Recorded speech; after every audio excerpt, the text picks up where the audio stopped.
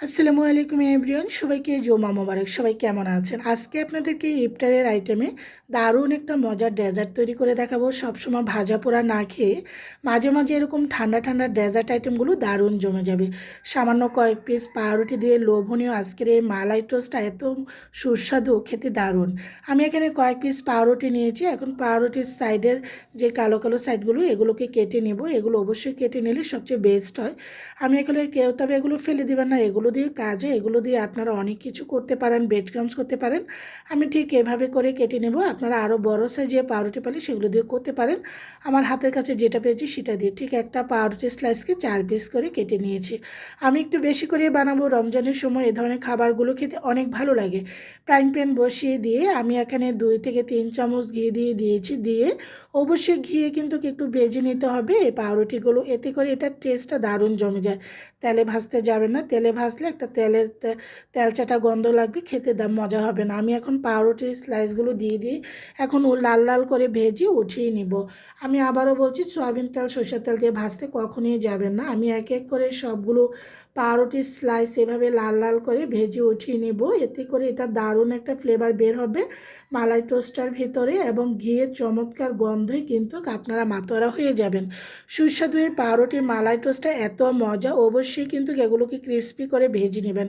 আমার ভাজা হয়ে গিয়েছে, একটা প্লেটে উঠিয়ে নিয়েছি। চলে যাচ্ছি এখন সেই মালাইটা করার জন্য। আমি এখানে হাফ কেজি দুধ নিয়েছি, এখানে হাফ কাপ গুঁড়া দুধও দিয়ে দিচ্ছি। হাফ চামচের থেকে কম দিচ্ছি হলো এখানে চিনি। মিষ্টিটা যার যার পছন্দ, মিষ্টি খাবার যেহেতু মিষ্টি না হলে খেতে ভালো লাগে না, তবে যার যার টেস্টের উপর নির্ভরকারী মিষ্টিটা। 1 চিমটি লবণ দিয়েছি। এখন এটাকে ভালো করে মিক্স করে জাল দিয়ে একটু ঘন করে নেব দুধটাকে। যেহেতু এখানে যে আমি কাস্টার্ড পাউডারটা ইউজ করব সেটার মধ্যে তো চিনি থাকে। দুধটাকে জাল দিয়ে আমি ঘন করে নিয়ে নিব। প্রায় এখানে 500 গ্রাম দিয়েছি, সেখান থেকে প্রায় আমি 300 গ্রামের মতো করে নিব। নিয়ে নেড়ে চেড়ে দিচ্ছি, যেন কোনো রকম সরপড়া কোনো দরকার নেই, একটু ঘন করে নিলে ভালো হয়। এই যে এটা হলো আমার হাতে তৈরি করা কাস্টার্ড পাউডার, এটা আমি ঘরেই তৈরি করেছি।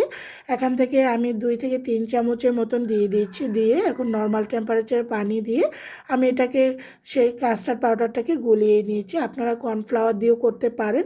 দিয়ে এখন সেই ঘন হওয়া দুধটার উপরে আমি এখানে সেই কাস্টার্ড মিশ্রিত দিয়ে গোলাটা দিয়ে এখন নাড়াচাড়া করছি। অবশ্যই নাড়ার উপর রাখবেন, তা নাহলে এটা লেগে গিয়ে নষ্ট হয়ে যাবে।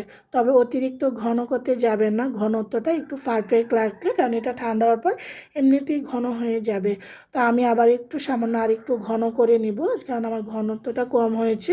এই যে ঠিক দেখুন, এরকম ঘন যখন বুটবুটটা একটু ঘন ঘন টাইপের উঠবে তখনই বুঝবেন যে হয়ে গিয়েছে। এখন নামিয়ে নিব। এটা নামিয়ে তারপরে যে দেখুন খুবই চমৎকার ঘন হয়ে গিয়েছে।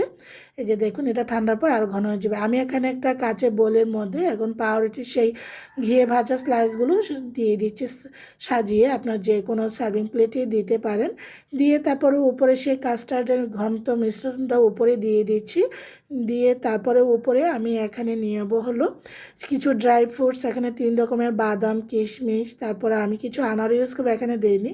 এগুলো সব কুচিয়ে নিয়েছি। এখন দিয়ে তারপর উপরে আবার একটু দিয়ে তারপর আবারও উপরে কিছু পাউরুটি স্লাইস বিছিয়ে দিচ্ছি। এভাবে করে আমি সবগুলো পাউরুটি স্লাইস বিছিয়ে দিয়ে তারপরে সম্পূর্ণ সেই কাস্টার্ডের সেই মালাইটা দিয়ে দিব। অবশ্যই কিন্তু দুধের পরিমাণটা যদি একটু বেশি হয়, গুঁড়াপুর দুধটা দিলে এটার টেস্টটা দারুণ জমে যায়। আমি এভাবে করে পুরাটা কাস্টার্ডের সেই মালাইটা দিয়ে আবার উপরে এখানে কিশমিশ বাদাম দিয়ে তারপরে এখানে কিছু আনার দিয়েছি। আনারটা অপশনাল, আমার বাসায় ছিল, লোকটা একটু সুন্দর আসার জন্য দিয়েছি। ঠান্ডা ঠান্ডা খেতে এটা কী যে মজা হয়েছিল, যেহেতু এটা ইফতার আগে তৈরি হয়েছিল, আমরা ইফতার পরে খেয়েছি, খুবই মজা হয়েছে। সবাই ভালো থাকেন, আল্লাহ হাফিজ।